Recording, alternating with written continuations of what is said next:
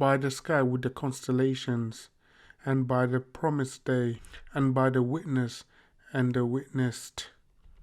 Destroyed were the people of the trench, the fire supplied with fuel while they sat around it, and they were witnessing what they did to the believers.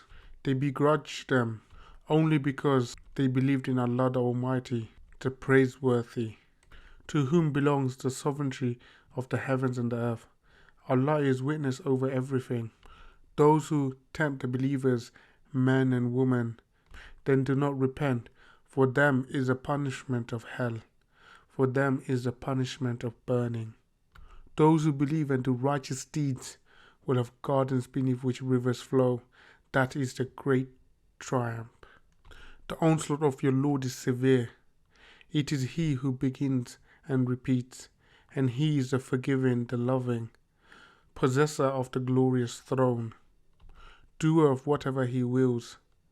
Has there come to you the story of the legions of Pharaoh and Thamud? In fact, those who disbelieve are in denial, and Allah encloses them from beyond. In fact, it is a glorious Quran in a preserved